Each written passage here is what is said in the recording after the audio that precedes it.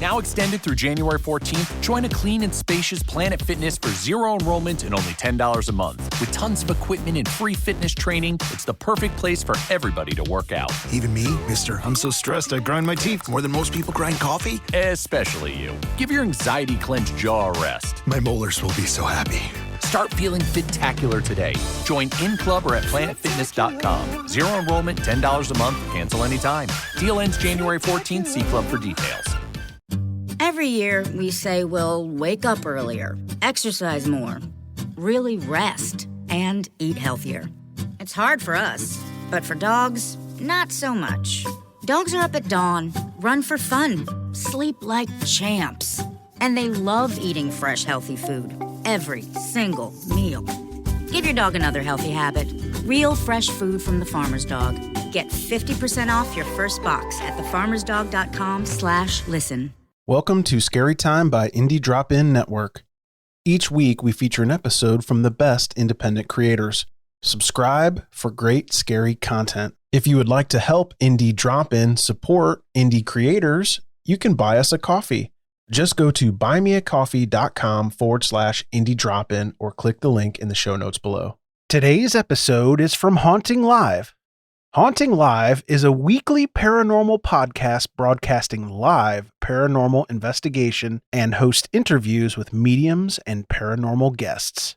If you like today's episode from Haunting Live, make sure to check out the show notes for links to subscribe and follow on social media. Enjoy the show. Begin. Life's crazy. I don't like it in here. Hey, what's the matter with you? Where did he go?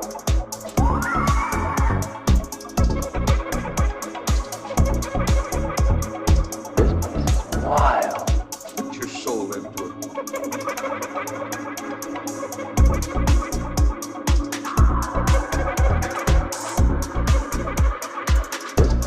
Wild. What's going on around you?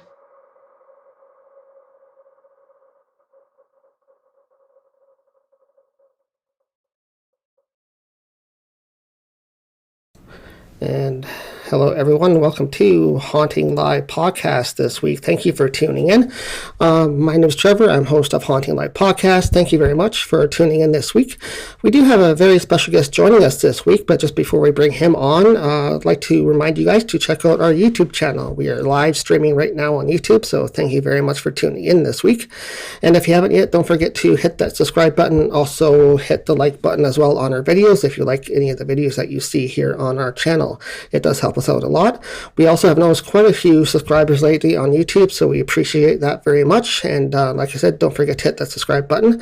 But also, don't forget to follow us on our other social media platforms. We are on Facebook as well as Twitter and Instagram as well. So check those out and follow us over there. We'd appreciate that too.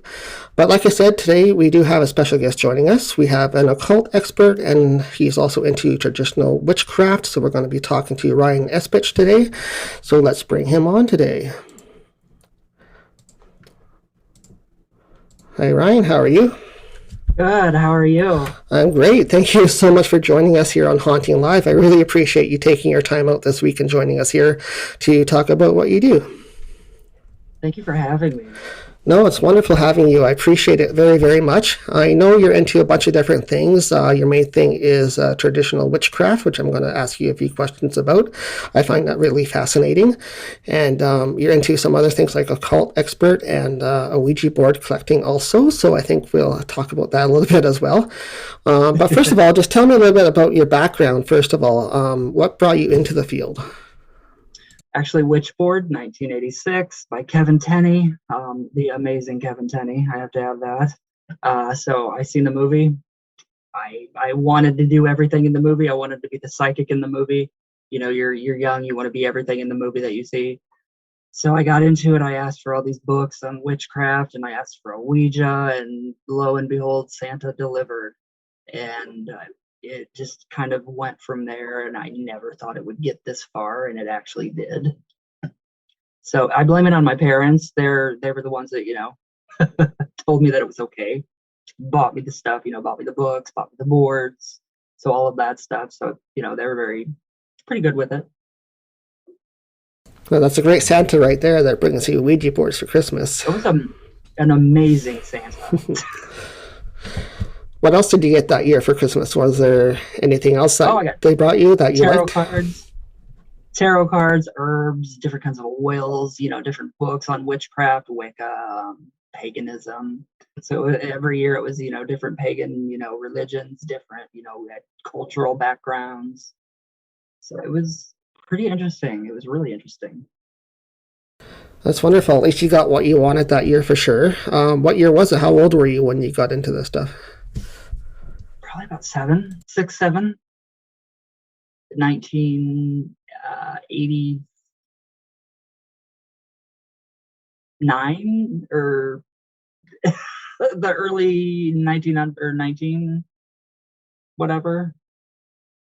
Yeah, fairly young age to get into that kind of stuff. So how was it for you when you actually started using that type of material? Was people kind of like, what are you doing? You shouldn't be touching at that age, or were they more open-minded about it?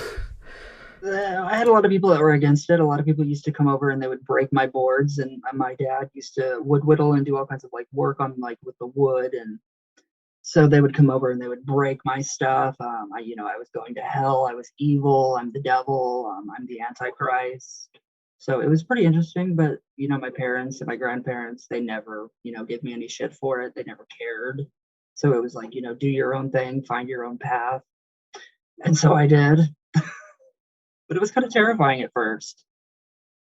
It was a little terrifying at first, especially when you meet, you call on Pan when you don't know what you're doing. And the etymology of the word pan derives from panic. So from probably about 13 years old, 12, 13, I developed a panic disorder. And then about 20 years after, I went back and looked at that same book, and it said, be cautious because he does cause panic attacks. That's interesting. So were you kind of medically diagnosed as having something from actually starting to get into the subject? Yes. Okay. Was there anything that they could do to help you, or was it something that you had to sort of guide yourself through?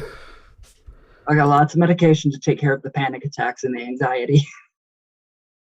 Meditation, mindfulness, breathing, that's the biggest thing. That's the best thing besides medication.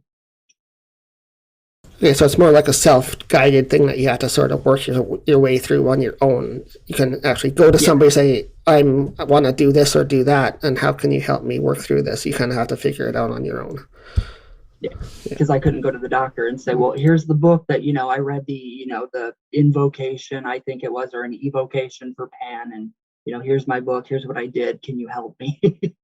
They probably would have been like, you can go see the church and they could help you maybe. No, they can't.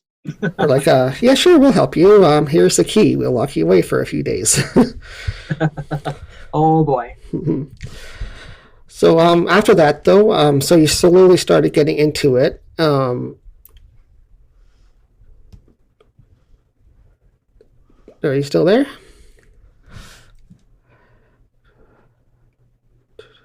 Oh, I had to connect. You're still there? Okay, there you are. Thought I lost you for a sec. It always happens with spirit. It does. We have issues all the time. Sometimes it just cuts off like that, but it's weird. The connection will stay on, but my guest or whatever will just disappear for a second, but then they'll come back. So that has happened here before, so I apologize for that. For those watching, that is. But you're just talking about how you dealt with that as a child, how you sort of got into it. You had some medical issues and things, panic attacks from dealing with the subject. How did you manage to get through it? Was it easy to overcome, or was it a long journey for you to overcome? It was terrifying. I still haven't overcome it. To be honest, I've grown into knowing that, it's okay that, that's like the darker side of nature. So, I mean, Pan being a nature god. And then, I'm like, okay, well, that's, I understand now that, I'm 36, that it was Pan. And so, I went to the doctor and, I did therapy and thinking that would work, and it didn't help. And then I just kind of quit everything altogether, and it still didn't work. And I kept seeing literally Baphomet in my bedroom window. You could see the steam coming off of his nose. That's how intense it was. And the red eyes, it was terrifying. And I was like 13. So that's a very terrifying experience. And 13, of course, the unlucky number. So you might have been having some experiences for a reason at that age as well, I think. That's when a lot of stuff actually started to actually, snowball. And it just got bigger and bigger and bigger. So it was insane. So how was it after that then? The next stage of your life, how did you progress with studying the craft? Was it something that you want to continue doing, or did you feel like some hesitant going further with it? I felt pretty confident in knowing that like Wicca wasn't for me. So, I could have just lily padded, if you want to say, lily padded from like different religions. So it was Haitian Voodoo. It was, witchcraft. It was Satanism. And then it always circles around back to traditional Cornish craft, and that's in my heart. Yeah, you were saying to me earlier that you kind of dabbled in a bunch of different things, such as voodoo and Wicca, and then you found out those weren't the type of things that you wanted to continue doing, but it brought you back to the traditional witchcraft. So for people that are watching or listening, can you explain a little bit in detail about what you do and what witchcraft is all about for those that don't know what it is? Okay, so traditional witchcraft, Cornish craft specifically, it's not really traditional, but it draws on elements of traditional craft from Europe, from the original British Isles, from England, Cornwall, like Anglia, I think that's how you say it. What was I saying? Oh, and it's basically like a get it done now. It's a quick, get it over with, get it done now kind of system. So it's very practical. It's very common sense. We do use a lot of, the herbs like for blood stopping. If you're bruised, the old charms, like if you have a wart on the full moon, take it outside, cut the potato in half, rub it on the wart, bury it, and then your wart's gone. It truly works. Don't know how, it just does. That's an interesting one. I haven't heard that one before, so that's kind of cool. So are there things that you can do for people directly then? Maybe some people might be wondering, okay, that's how it originated, but what kind of things can you do with it? So can you go through some of the things that you actually do with traditional witchcraft? I do a lot of candle magic, a lot of love work for clients, as they all know, if they're watching. But candle magic, pin magic, knot and cord magic. A lot of it's called becoming. So we will go outside and we will be very aware of our surroundings, and we will take everything in from the land, what we call the serpentine sproul, which is literally the regenerative force that's within the earth itself, at which it vibrates at like B minor, I think it is. Not 100% sure, so don't quote me. But we work with that energy, and so we'll go out and we'll collect, like sproul, which is energy, and we'll store it in cords. And if somebody needs healing, like from a distance, then we can, on a windy day, say you go on top of a hill, you untie that little cord in the wind, and then you can only look with one left eye, which is really difficult. I mean, some of the things are a little off, but it is the crooked path. But we have that, a lot of work with different beings, the entities, fairy folk, actually, big time fairy folk. Ancestors are like the number one thing that we work with. So we're always considered, since the ancestors go back to the earth, they're considered to be fairy folk at times, but then again, they can just go become part of the source, whatever is the powers that be.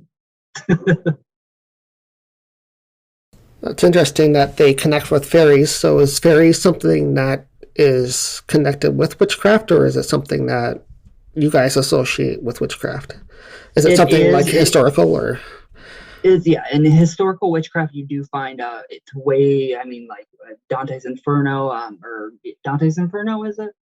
Milton, Paradise Lost, all of that. So go back further than Shakespeare, and then we actually find the fairy folk within Cornish culture. So yeah, they are definitely a part, but there's also they have the darker side and then they have the lighter side. So, I mean, they're pretty much the closest beings to us that we would consider to be human, kind of. So they're middle, pretty much like me. So that's really interesting. I guess that makes sense because a lot of the witchcraft, I guess, derives from England or the UK side of things. That's where it kind of originated, obviously, in that society. And I guess that's where fairies are also originated from. So is that the connection? Is it that they're kind of both from the same region? Yeah. It's all about the land. So whatever, because traditional craft is very regional. So what they practice in Cornwall is not what I'm practicing here. I can try, but I can't physically be on the ground of Cornwall. So I have to go with my own legends, my own mythology, like the local legends we have here. Like we have Chief Menominee with the Trail of Death and the Trail of Sorrow or Tears. He protects us from, like tornadoes. We've never been hit with a tornado, thank the gods. So that's basically what we go by, like regional. So I work with my local like deities and different spirits, like the Native Americans that were here before. So it's very regional and it's very much of the earth, of the soil. But it is not, it's not Wicca. It's not a fertility cult. So we don't think of it as being derived from like a goddess worshiping pre-Christian cult. That's very interesting. I think that is very awesome that witchcraft is actually connected with the soil, but you can only do your type of witchcraft at your location. But say, like you're saying, in Cornwall, they have to do their kind there. So what are some of the different kinds that you've come across in your life of doing this? Is there different kinds of witchcraft that people can be aware of? Oh, wow. I've only studied traditional Cornish craft. If you kind of go east of Cornwall, you're going to have more of like in Wales, you're going to have more of their deities, the Welsh deities. So like they're going to work with those ones. Honestly, traditional craft is the only craft that I've ever actually really submersed my entire being into. So I know what Wicca is. I don't agree with it, but I respect people that are Wiccan. I try my hardest. Okay, yeah, that's understandable. Like you have one path that you want to go down, so that's the path that you choose for yourself that you feel you can work with, right? So yeah. So what do you do for people then day to day besides doing things like spell work and stuff like that? Do you have clients that you talk to day to day, or do you do sessions for people, or what kind of work in that kind of witchery world do people expect from you? Daily, I will go on and I will do readings for people with the help of my ancestors. In traditional craft, we have like house dolls. We have all kinds of, the witch is the traditional witch is very, you can see it's cluttered. It kind of looks cluttered. So we have all kinds of different spirit helpers. So a lot of channeling of different spirits. So I wake up, get a message, type it out, put it on all of my platforms. A lot of healing work, getting people to actually release emotions. So it's psychological. It's very psychological in ways. Like the tarot, I'll do the tarot daily for people. Ouija sessions I will do for people as well. So it's just a broad spectrum of pretty much everything that you can possibly think of, since it is a neutral path. But it's also a dual faith path.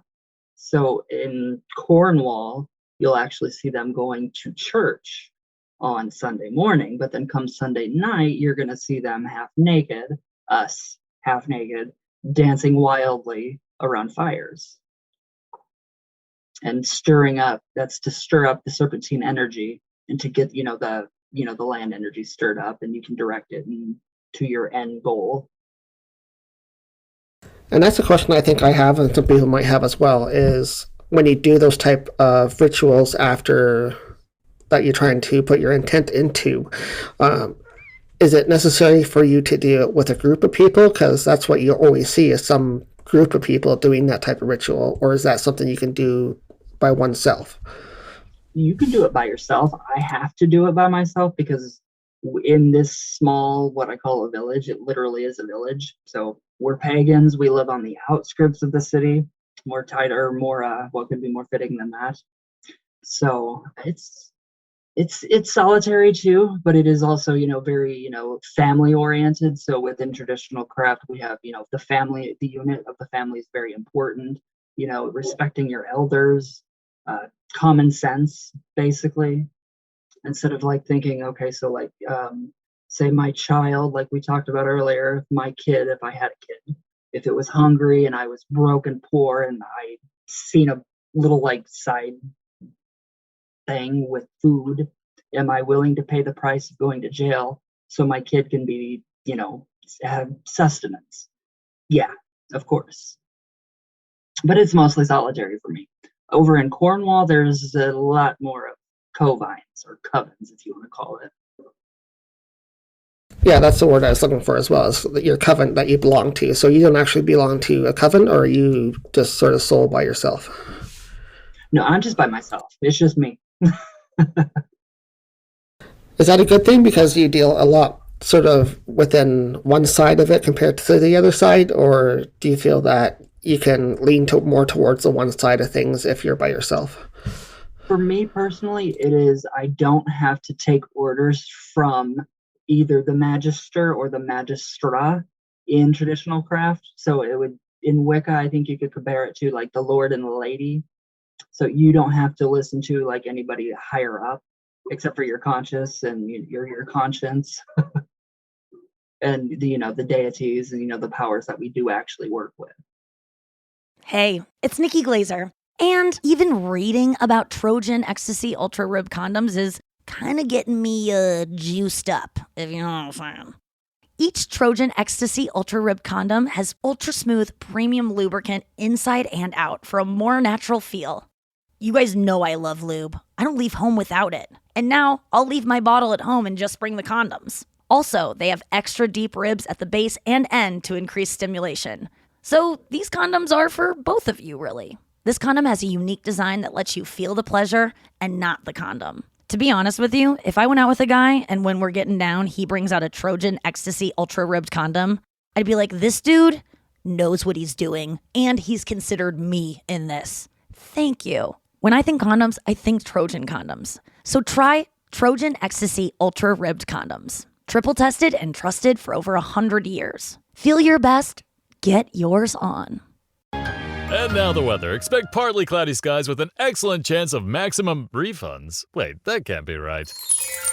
Oh, but it is. Who are you? I'm April, and we could see refunds raining down all tax season with people switching to TaxAct. TaxAct? The tax filing software that makes it easy to file for less and get more. New forecast. It's sunny days ahead for everyone using TaxAct. Always happy to brighten your day. Switch to TaxAct today and start for free. Restrictions apply. Price at filing subject to change. See taxact.com for details. If you love to be remembered as the person who gives the best birthday gifts, I'm here to tell you that 1-800-Flowers.com is your ultimate birthday gifting destination. 1-800-Flowers has thoughtful and artfully created options that are guaranteed to deliver the best birthday surprise. Shop thousands of unique gifts at 1-800-Flowers.com for exclusive offers and great values.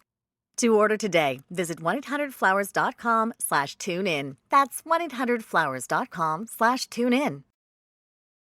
Yeah, that's the other thing too. In a lot of movies and stuff you see in shows, you'll see that deal with the witchcraft topic. They'll talk about that higher person or the master, as some call it. Is that real? Is that something that's real, that when you deal with witchcraft, is there something higher up that you have to obey? We do. He's called the devil or the baka. So he is, literally the embodiment of nature. So he is both, wonderful and beautiful and, a lover and a friend all in one. And then on the other side, he's, the tornadoes, the cyclones, the typhoons, the wayward, crazy weather that we have. So, I mean, I think most traditional witches are very, very conscious, and our conscience actually, kicks in all the time saying, hey, this is wrong. Why are you doing this? Why don't you just step back and think about it a little bit more before you proceed further? So it's really all in us, but then we do, we have just the God is, it's more male God oriented than the neo-pagan spiritualities.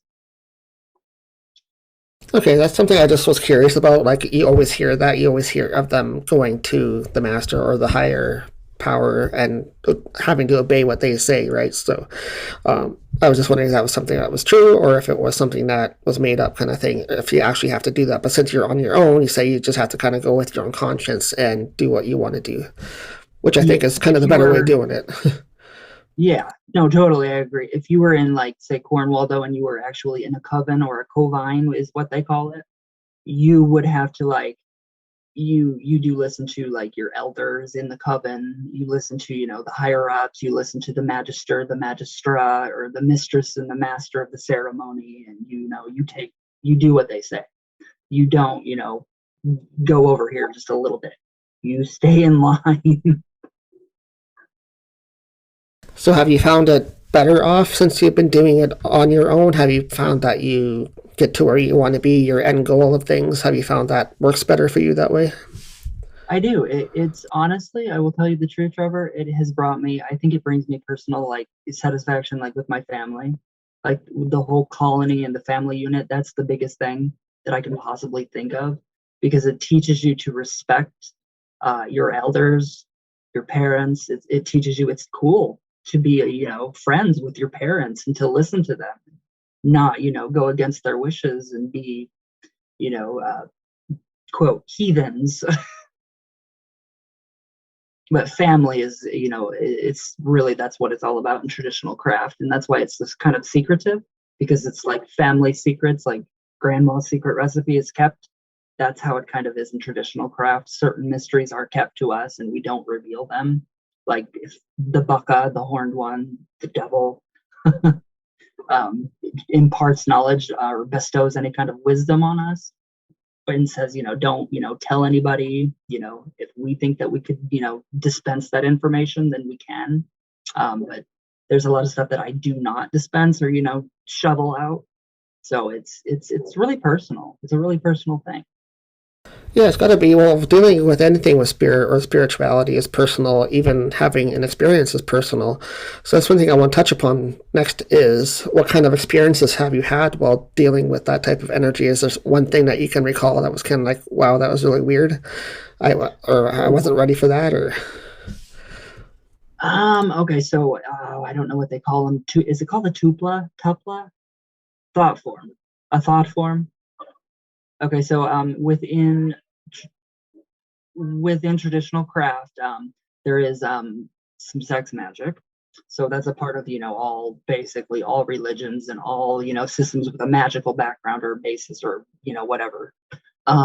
So if you do enough of it and you're actually focusing on something, you actually create something from that. So I literally had this thing. It looked like a giant spider to me with red eyes.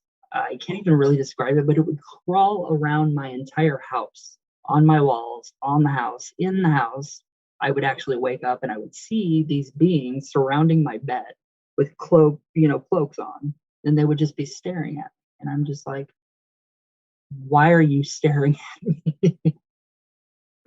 So that was the scariest part. But then, meeting Pan back when I was 13, that was the most terrifying thing I've ever experienced in my life. And what was the outcome of that? How did you handle that type of situation then, if you're seeing these apparitions or whatever they are, or shadows that are in your area, inside your home? How did you handle that? Ask as many questions and be as obnoxious as you can with your questions to everybody. Because you want to get, everybody's, their viewpoints, everybody's, opinion, and then you want to make sure that you're not crazy. So I personally went to the doctor and I, had a psychic evaluation. I was fine, normal. I'm like, oh, that's surprising, honestly. And then it came back and then I was like, okay, so, I journaled it and did a lot of shadow work. And then I actually got into it and I'm like, okay, so Pan, yes, that was, a direct result of me unknowingly, calling on him. And he's like, no, you're not going to do that. And you're going to serve me. So it's kind of, it was kind of backlash. that's the only kind of negative karma, if you want to call it, that I've ever kind of pretty much received in the terms of, like spirituality or, working with the energies or the deities or spirits or magic. That's good. So we were talking earlier too, before we went live, about how you do your magical work and spells and whatnot. So when you do spell work and you put your intent out there for it to have a certain purpose, how does that work when you do the spell work then? I know you're talking about it having a karma effect, and sometimes when you do that type of work, it comes back on you. So I've always heard that. I'm sure other people have heard that as well. So can you talk about that for a little bit? Like, how does that work when you do spell work, or how do you prepare to do stuff? For me, I will either, we hollow a compass, which is a literal sphere that puts us outside of time and space, because we all know that time and space doesn't exist. It's made up by man, like most things. So we can either, do a full-blown ritual, or it's very simple. Go to your altar. I mean, I have my altar right here behind me, and I'm not sure. You can see some herbs hanging. If somebody's, in need of like some healing, I could go pick some, like some sage off of the bundles hanging and just do a simple prayer and a tea light. It is, it's the get it done now and the quickest way and the best way possible. Or you can go full out, do a giant ceremony, do the, calling in and the invocation of, the horned one, and sometimes the goddess, all of the different directions, the virtues of, those directions, the crossroads. So, and then we can either do something very tiny and very simple, such as like, a healing candle, or, a healing poppet. Poppets are a really big thing in traditional craft too, especially in Europe. So puppets are sort of like voodoo dolls, or are they something different? Completely different. Voodoo dolls were originally meant to pinpoint for a medical doctor what was ailing the person. So I think they do derive from that though. And then the poppet is actually made of either, wax, or it's, molded into from different candles that have been, used in a certain consecutive spell or like a ritual. And then you can form that into, the wax, or you can, just sew a simple little poppet. And then, you put, your herbs and all your different things inside of it. And then you call on different virtues and spirits and energies. And they actually come in the, sympathetic magic. So it's kind of like contagious magic, like gum, you step on it, so the healing, it's getting spread like gum. Okay, no, that's interesting. I think I've heard of that before, actually, but I just want to reference, because I think people think of voodoo dolls right away when you say some kind of puppet or doll. So I just wanted to clarify to make sure. So no voodoo. No voodoo. I know you don't like that. You kind of tried that out, and that wasn't for you, so you went down the other path. So which is your choice. So I was very devoted. But it wasn't for me. Yeah. So how do you do things? I sort of asked you this already, but how do you do things day to day for people? Like, I know you do tarot readings, or not tarot, but you do readings for people. You do spells and stuff like that. How does that help people, like day to day? What's the most common thing people come to you for? How do I get my life together? How do I get myself out of a mess? How can I become not such a mess? That's like the main thing that people come for the readings, for guidance from like spirit guides. And it's literally like tarot is literally psychology, a psychiatrist in a box. So literally when I'm doing the readings, I studied a lot of depth psychology, Jungian psychology. So I take what I've learned from the psychology, and then I incorporate that within my tarot readings. And it gives me like kind of a little bit more of a glimpse into what they're going through. And then, being an empath and being able to feel what they're feeling, and, kind of, it's like, okay, I can put myself in your shoes like that. And then we can actually kind of get down to the bottom of it. Do you need to do shadow work? Do you need to do healing work, unblocking work? So it's just kind of clearing all the energy out of the body is, literally everything. So it touches upon a little bit everything that they're looking for then. You could kind of sense what the person is wanting, right? You can kind of in tune to the person and sense what they want, or what they need. It's almost like a giant, like it's almost like there's a cord that attaches to your heart to their heart, and it feels like that you're actually, just kind of experiencing just a little bit of what they could be experiencing. and it's usually spot on, and it's usually pretty scary. So people will come back and tell me, I've been to like 12 other readers and they all said the same thing you did. And I'm like, well, yeah, because they're picking up and they're doing it correctly.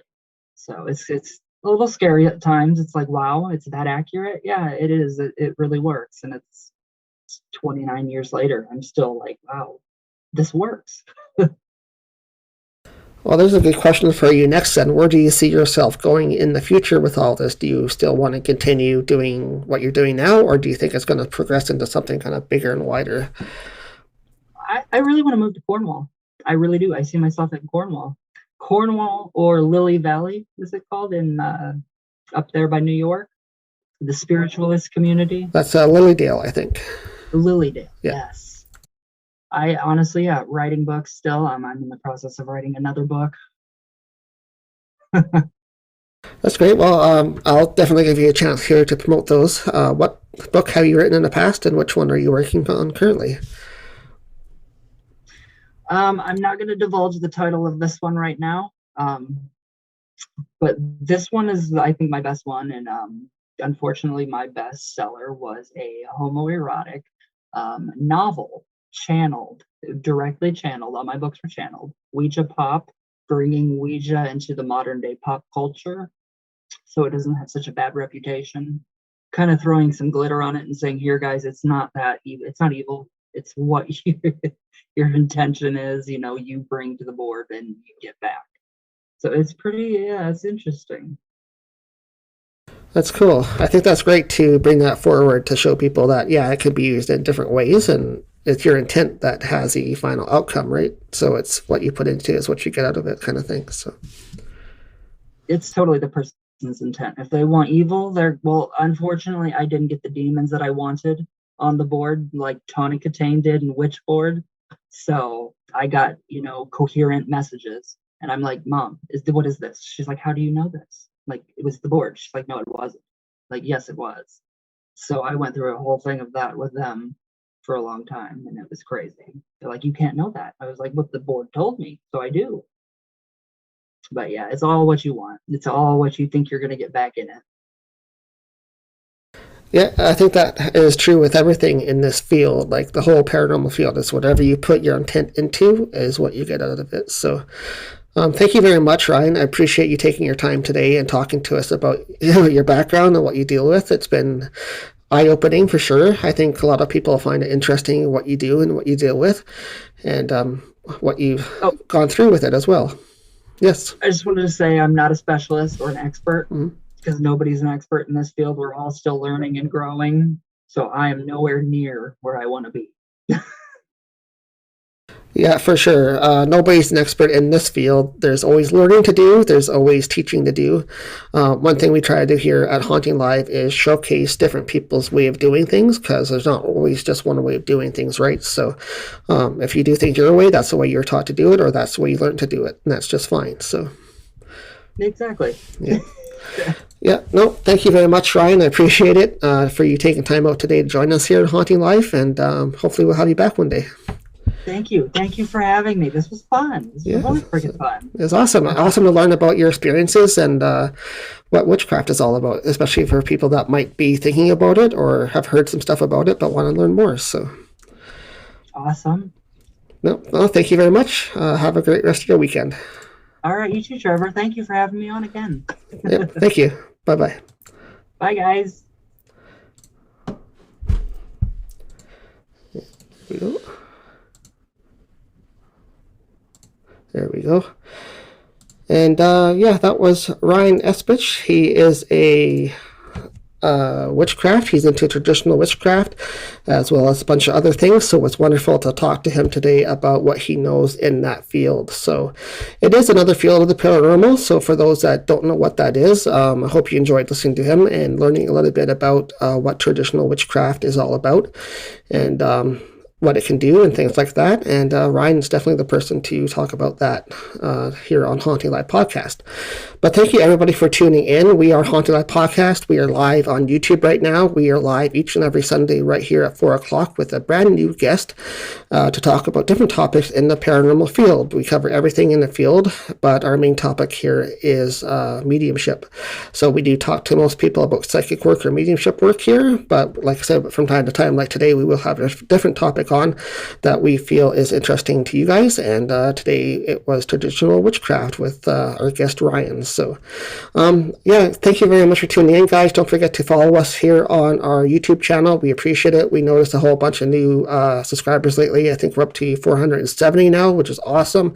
Thank you guys so much. If you like what we do here, don't forget to share our videos and subscribe, and also like our videos if you like the ones that you watch. That does help us out a lot here on our YouTube channel. We are also on the other social media apps as well, so join us over on Facebook, Twitter, and Instagram. Also, we do postings over there every week as well. And we just have a different guest each and every week right here on Haunting Live Podcast. For those that don't know, though, we do actually have an official website as well, which is HauntingLivePodcast.com. You guys can check out our official website and get some official merch from us. We sell paranormal merch or spiritual merch. So we sell things like cleansing materials such as sage and smudging items. We sell crystals as well. We sell some homemade crafts as well that deal with the crystals. Just a whole bunch of stuff that you can use for the paranormal field, like pendulums as well. So go check our store out on our website. That will help us a lot. We do have a half off sale right now going on for Black Friday week. So you guys get half off on all our spiritual merch right now as well. And also don't forget, right here under Haunting Live, Chris at Haunting Live Podcast does spiritual readings as well, the oracle cards, every Saturday night at 8 o'clock on Divine Angel readings. And you can check out his page also under HauntingLivePodcast.com. So thank you guys so much for tuning in this week. I really appreciate you being here and helping us out by subscribing to our channel. And look forward to our guest next week, next Sunday at 4 o'clock. So with that, guys, have a great week. Stay safe. And we'll see you back here at 4 o'clock next Sunday for next Haunting Live podcast. I have been a medium or an intuitive since any of my family can remember. When I started talking, it wasn't always to people who were in the room. Well, I started off as revealing light tarot. I've moved more over the last 4 years, astrology and spiritualism. In a way, spiritualism goes back to my roots. I suppose my first gift I had, and I thought everybody knew, this is a really bad one. I always knew when people were not telling the truth. And I thought everybody could do that. It was a bit of a shock afterwards when I found out that actually what I was doing, I was tapping into something else. So when I was a very young kid, I actually used to see some orbs in my room and dark figures, and I was very afraid of the dark. It was right when we had like one computer for the whole house. And I would go on it and I'd Google ghosts and like look into it to understand them, but I would also get very freaked out. Thanks again for listening to Scary Time by Indie Drop-In Network. Check out all of Indie Drop-In's shows at indiedropin.com. If you would like your show featured, reach out to us at Indie Drop-In on all social media or go to indiedropin.com. Like tarot, I've moved more over the last 4 years, astrology and spiritualism. In a way, spiritualism goes back to my roots. I suppose my first gift I had, and I thought everybody knew, this is a really bad one. I always knew when people were not telling the truth. And I thought everybody could do that. It was a bit of a shock afterwards when I found out that actually what I was doing, I was tapping into something else. So when I was a very young kid, I actually used to see some orbs in my room and dark figures, and I was very afraid of the dark. It was right when we had like one computer for the whole house. And I would go on it and I'd Google ghosts and like look into it to understand them, but I would also get very freaked out. Thanks again for listening to Scary Time by Indie Drop-In Network. Check out all of Indie Drop-In's shows at indiedropin.com. If you would like your show featured, reach out to us at Indie Drop-In on all social media or go to indiedropin.com. Now extended through January 14th, join a clean and spacious Planet Fitness for zero enrollment and only $10 a month. With tons of equipment and free fitness training, it's the perfect place for everybody to work out. Even me, mister, I'm so stressed I grind my teeth more than most people grind coffee. Especially you. Give your anxiety-clenched jaw a rest. My molars will be so happy. Start feeling fit-tacular today. Join in club or at planetfitness.com. Zero enrollment, $10 a month, cancel anytime. Deal ends January 14th. See club for details.